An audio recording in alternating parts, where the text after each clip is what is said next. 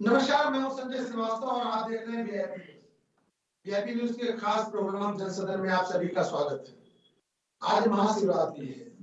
इस महापर्व पे वीआईपी न्यूज की तरफ से पूरे देशवासियों का बहुत बहुत अभिनंदन, स्वागत बहुत बधाई। महाशिवरात्रि को लेकर के कहा जाता है कि भगवान शिव और मां पार्वती के शादी के उपलक्ष्य में ये महापर्व मनाया जाता है। लेकिन इस बार कई भ्रांतियां भी रही कि पर्व आज है कि कल है, उस पर भी चर्चा करेंगे।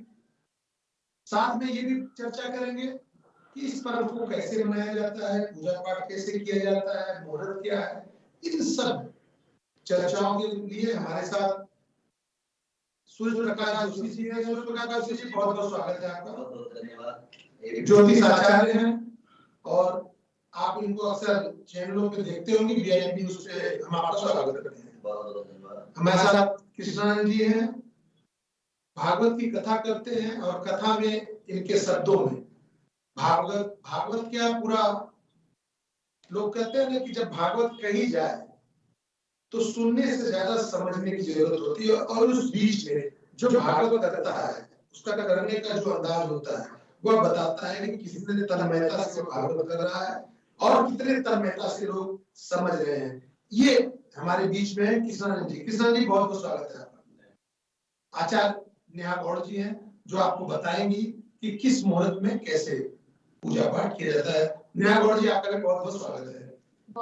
सबसे पहले हम सूर्य प्रकाश जी के पास चलेंगे। सूर्य प्रकाश जी, सबसे बड़ी जो आज के दिन भ्रांति है कि त्योहार या महापर्व, हमेशा होली, दीपावली, इस तरह के त्योहार को लेकर के असमंजस की स्थिति बनी रहती थी। इस बार महाशिवरात्रि को लेकर के कोई कह रहा है 18 को है, कोई कह रहा है 19 को है। ये क्या भ्रांति इस बार दिखाई दे रही है? सूर्य प्रकाश जी। पर मैं ये कहना चाहता हूँ कि कोई भी भ्रांति नहीं है जी। भ्रांति जगत गुरु श्री शंकर भगवान का त्योहार लगन मुहूर्त को देखकर देखा जाता है जी। और ये है शिवरात्रि जी। भगवान जगत गुरु श्री शंकर भगवान ने कहा जाता है कि इस वाले दिन जो है शिव पार्वती का विवाह हुआ था और ये विवाह भी हमारी देवभूमि की का देवप्रयाग जिले के जो त्रिजुकी नारायण जो मंदिर है, यहाँ पर उनका विवाह हुआ था। और इस पर एक बहुत ही बढ़िया दृष्टांत शिव पुराण में भी आता है कि ये जो विवाह के साथ साथ इसमें जगत गुरु श्री शंकर भगवान ने अपने भक्तों पर सर्वस्व लुटाकर उनको जो है श्रेष्ठता प्रदान की है। और आज जो ये त्योहार है, जो शिवरात्रि का जो त्योहार है, ये 18 तारीख की रात्रि का ही माना जाएगा, क्योंकि ये शिवरात्रि रात्रि का त्योहार, व्रत लेना अलग चीज है और त्योहार करना अलग चीज है। तो ये रात्रि आज 8:04 से जो है शिवरात्रि की जो चतुर्दशी तिथि है, जो शंकर भगवान का जो पर्व दिन है, ये चतुर्दशी शुक्ल कृष्ण पक्ष की चतुर्दशी मानी जाती है।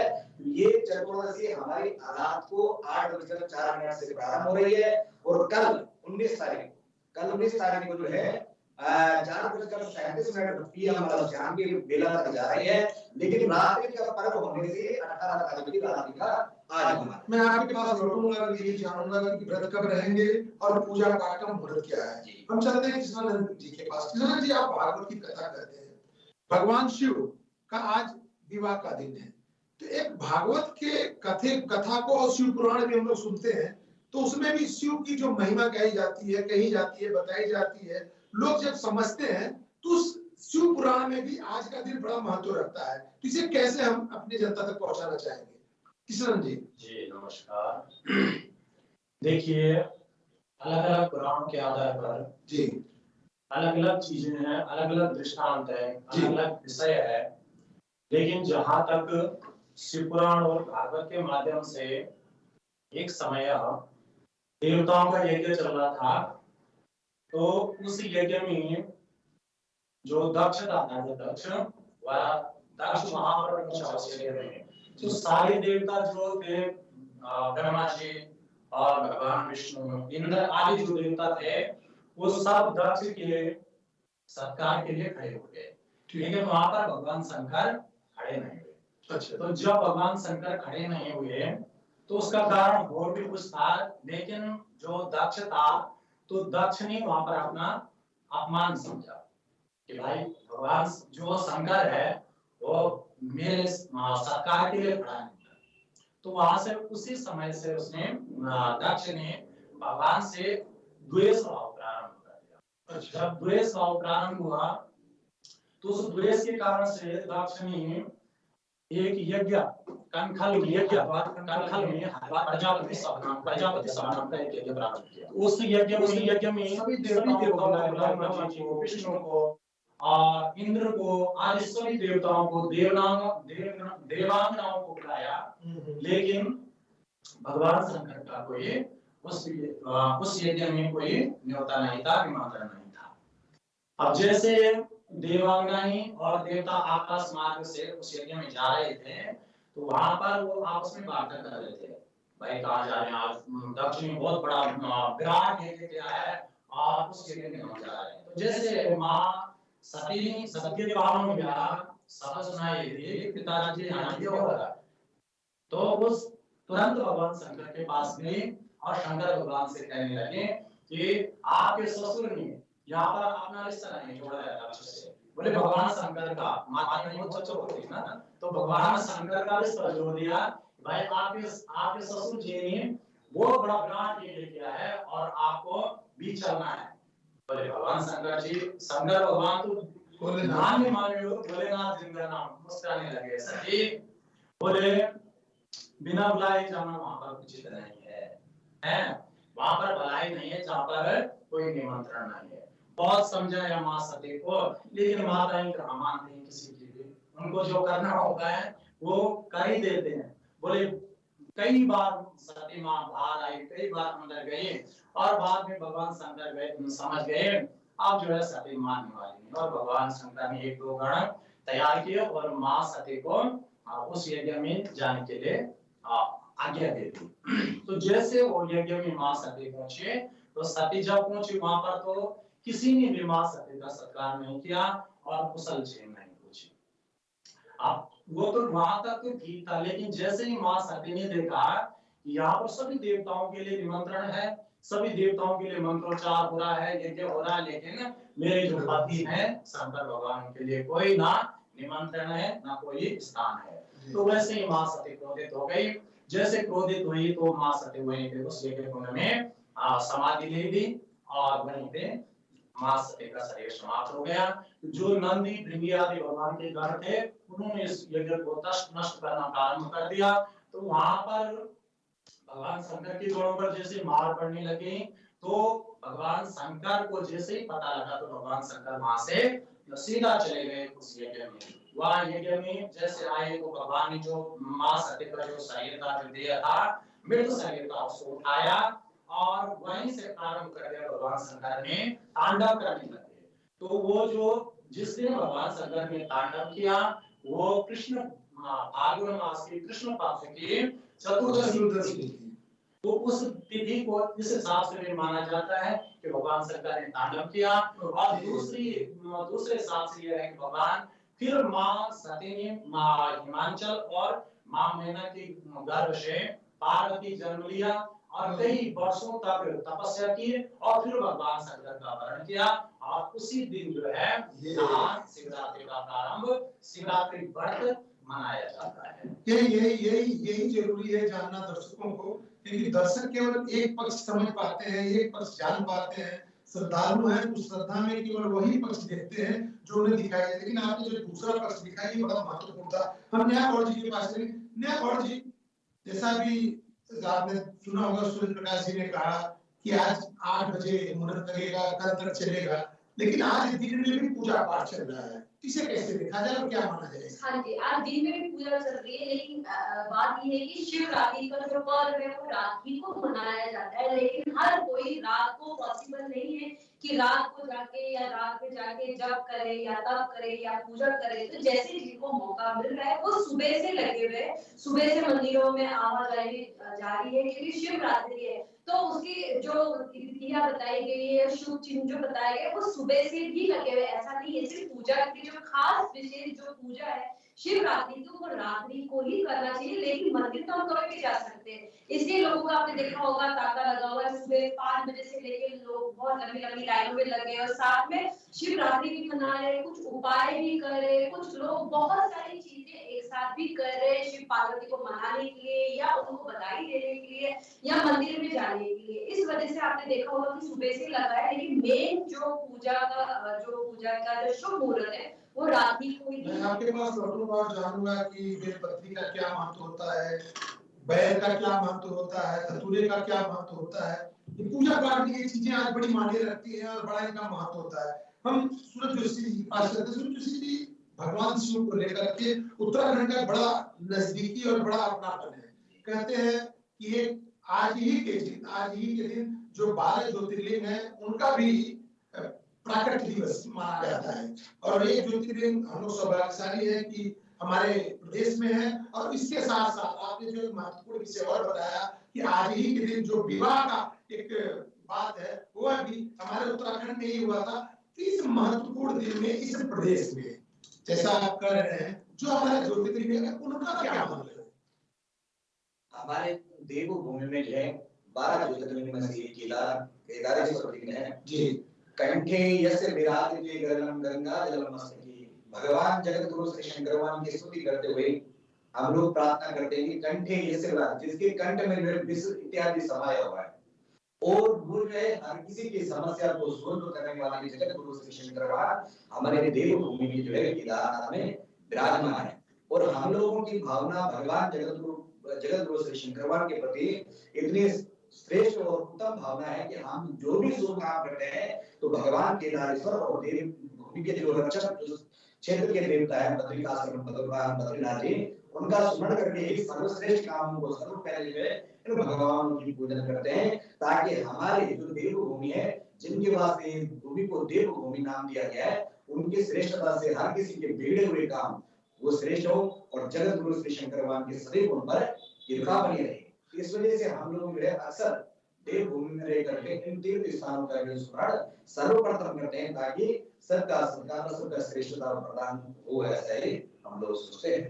कहते हैं कि आज के दिन जो हवन है पूजा पाठ जो करते हैं उसमें हवन का भी बड़ा महत्वपूर्ण रोल होता है। नेहा जी ने कहा कि रात को लगेगा, लेकिन अब मैं देख रहा हूँ कि दिन में भी हवन चल रहा है, महाशिवरात्रि के नाम पे हवन किया जा रहा है। तो क्या ये केवल हम रूटीन के हिसाब से कर रहे हैं कि उसका प्रतिफल महाशिवरात्रि का जो प्रतिफल होता है, महाशिवरात्रि के मुहूर्त में जो व्रत किया जाता है, पूजा पाठ किया जाता है, हवन किया जाता है, क्या वह फल उस समय में मिलने का कोई महत्वपूर्ण समय है? बिल्कुल बिल्कुल। हर किसी शुभ काम को करने के पहले हम लोग जो अपने दिमाग में एक समय सुनिश्चित कर देते हैं, आह्वान करते हैं। आह्वान का मतलब उस काम को करने का एक निर्णय लेते हैं जी। तो ऐसी अगर कोई रात्रि के 4 बजे अगर कोई भोजन प्रारंभ करता है तो 4 बजे मतलब 12 घंटे के लिए भोजन, लेकिन 12 घंटे से पहले अगर कोई स्टार्टिंग कर देता है या भोजन करना प्रारंभ कर देता है तो कहते हैं कि उसकी उस बेला तक की गई भोजन को श्रेष्ठ बताते हैं। तो रही बात हवन पूजन की, तो कहते हैं कि हवन भगवान जगत गुरु श्री शंकर भगवान की कोई अगर जो है 1604 पूजन के साथ दशांश हवन विधि भी करता है तो उसकी सारी मनोकामनाएं पूर्ण होती है। तो ये जो हम लोग जो है आज जो हम लोगों ने जो जगत गुरु श्री शंकर भगवान ब्रह्म मुहूर्त से जो है जलाभिषेक या जलांजलि या तिलांजलि इत्यादि दे रहे हैं तो ये हम लोग भगवानों का आह्वान कर रहे हैं कि भाई उस शुभ मुहूर्त में जो है ये काम हुआ था तो क्यों नहीं इसको अभी से श्रेष्ठ है, क्योंकि 24 घंटे के हिसाब से अगर मानेंगे तो पहले से हम लोग ये पूजन प्रारंभ कर देते हैं, इसका फल भी मिलता ही है। चलिए कृष्णानंद जी के पास चले। कृष्णानंद जी, आज का जो इतना महत्व है, महापर्व है, हम सारे लोग बड़े धूमधाम से सुबह से मनाते हैं, तो क्या ऐसा नहीं होना चाहिए कि आज के ही दिन सारे मंदिरों में शिव पुराण का भी वाचन हो, लोग श्रद्धालु उसको भी सुने, क्योंकि शिव पुराण में जो चीजें हैं वो और कहीं नहीं है। किसान जी देखिए, सबसे पहले तो भगवान शंकर जो है ना जी, भगवान शंकर से बड़ा दयालु देवता कोई नहीं संसार में जी। भगवान शंकर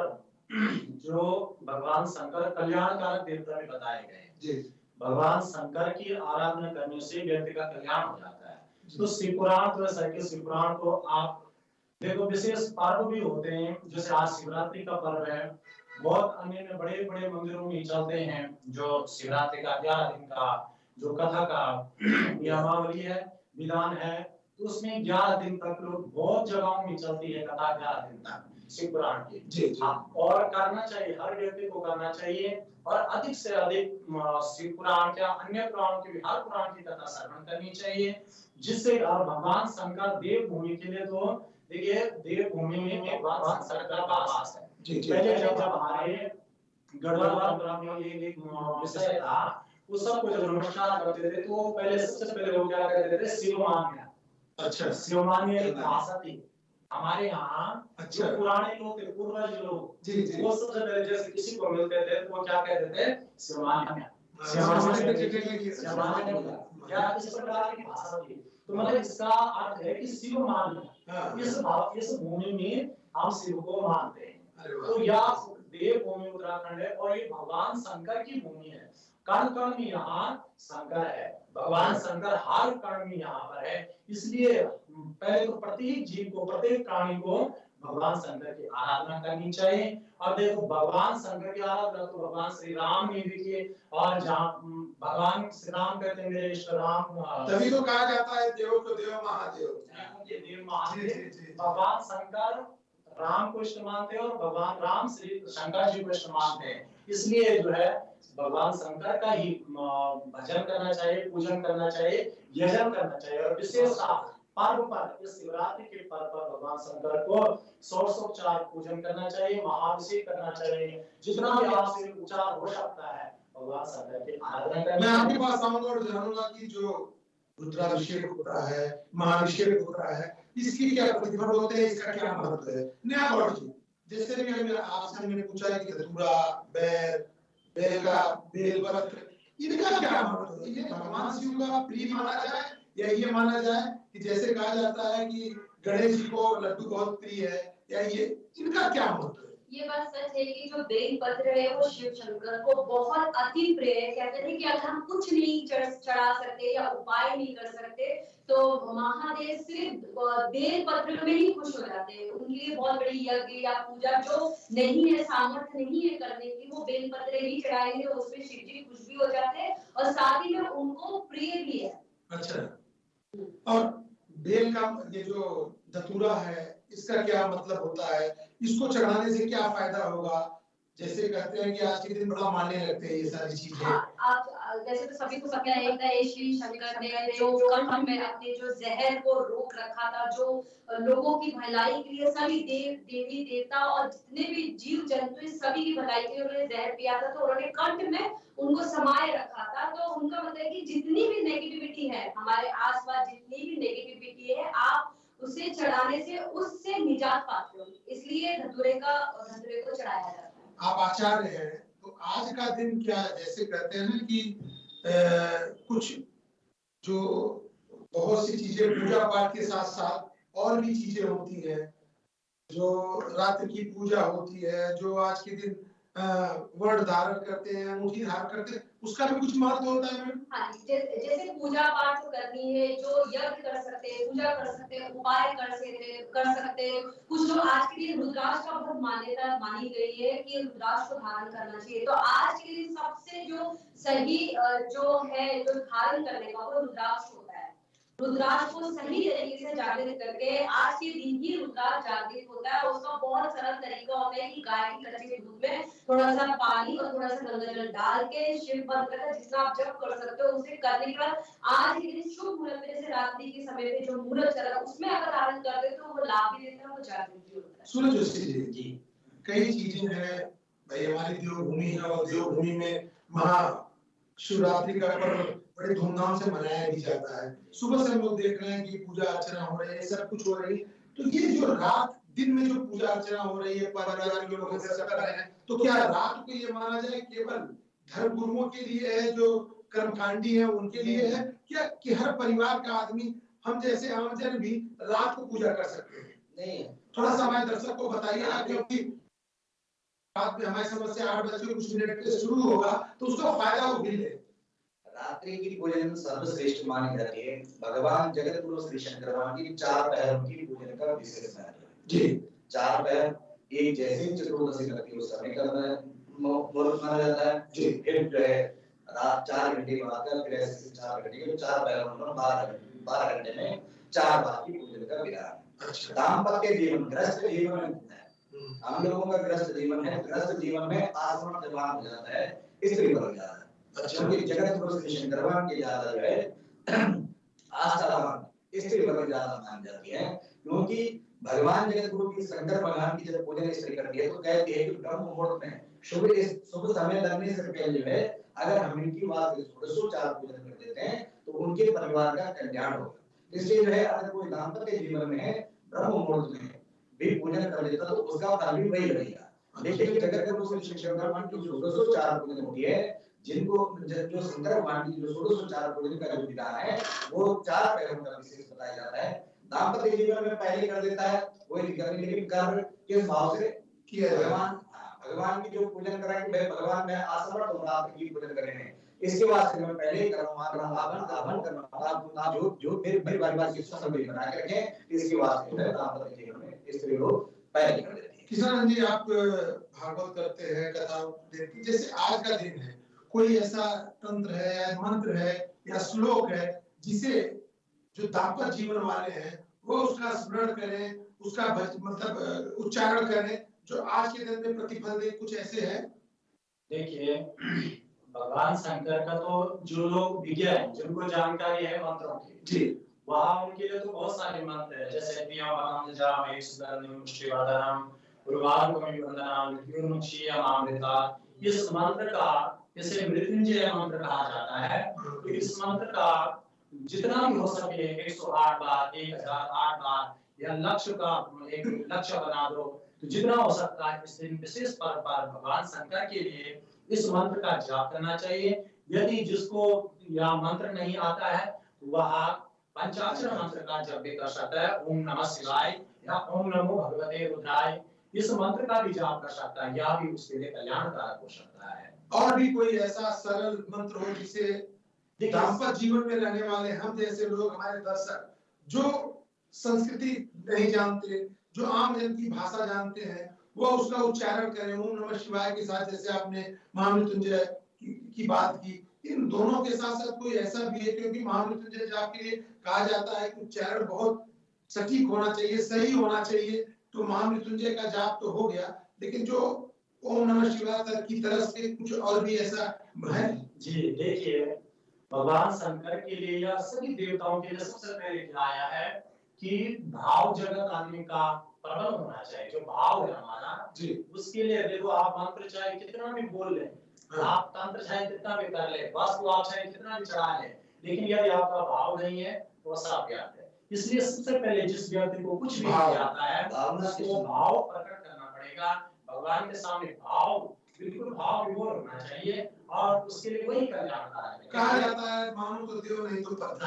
सही बात है। भगवान शंकरो वंदे श्रद्धा विश्वास रूपिणो याभ्याम विनयम पश्यन्ति सिद्धास्वरतस् तमेश्वरम। भगवान शंकर को श्रद्धा और विश्वास, देखो विश्वास रूप में भगवान शंकर को पूजना चाहिए, वहां पर हमारा विश्वास अटल होना चाहिए। जब भगवान शंकर की पूजा कर रहे हैं तो श्रद्धा और विश्वास दो चीज बताई है। बोले श्रद्धा के रूप में मां पार्वती का भजन करना चाहिए, पूजन करना चाहिए, और विश्वास के रूप में भगवान शंकर को पूजना चाहिए। बहुत यहाँ पर ये दोनों चीज हमें सबसे पहले अपना प्रबंध करना पड़ेगा, श्रद्धा और विश्वास, और तब जाके मंत्र आपको चाहे ओम नमः शिवाय। देखो भागवत में कथा आती है, गुरु जी 5 वर्ष के बाद थे, तो 5 वर्ष में व्यक्ति को क्या आता है, कुछ पढ़ता लिखता कुछ नहीं आता व्यक्ति को। जब भगवत कृपा ही हो जाती है उसको उसका उद्धार हो जाता। गुरु जी को कुछ भी नहीं आता था, नारद जी की कृपा से उन्हें नमो भगवते वासुदेवाय इस मंत्र का जाप करने को मिला और उन्हें भगवान की प्राप्ति हो गई। तो सबसे पहले भाव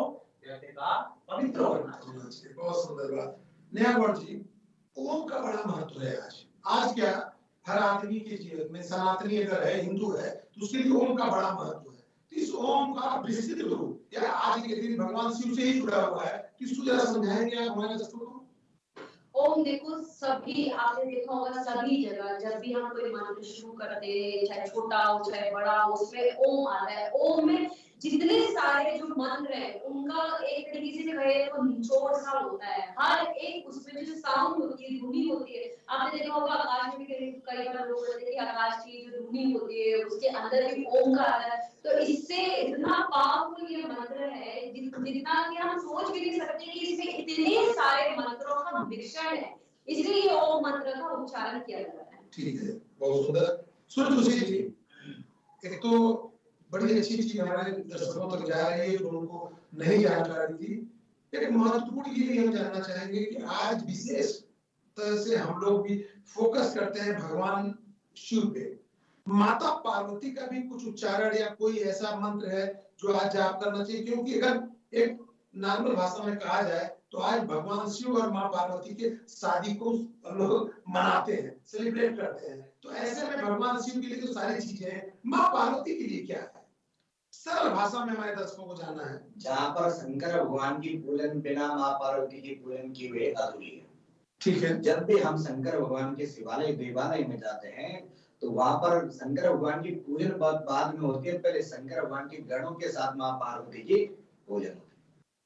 अगर माँ पार्वती की पूजन आप नहीं करते तो इसका मतलब आपकी पूजन अधूरी है। तो सबसे पहले आप तो कह रहे हैं कि पार्वती की पूजन के लिए क्या विशेष, शंकर भगवान के देवालय में जाते ही माँ पार्वती की सबसे पहले पूजन करनी श्रेष्ठ है, ताकि जो है जगत गुरु श्री शंकर भगवान उस पूजन को स्वीकार करें, है ना। तो पार्वती के लिए विशेष अगर कोई कर सकता है, स्त्री वर्ग कर सकता है, तो माँ पार्वती को प्रसन्न करने के लिए, जगत गुरु श्री शंकर भगवान को प्रसन्न करने के लिए भगवान जगत गुरु श्री शंकर भगवान जो मेन चीज जो पंचाक्षर ओम नमः शिवाय का जाप करता है, इसमें माँ पार्वती का भी आह्वान होता है।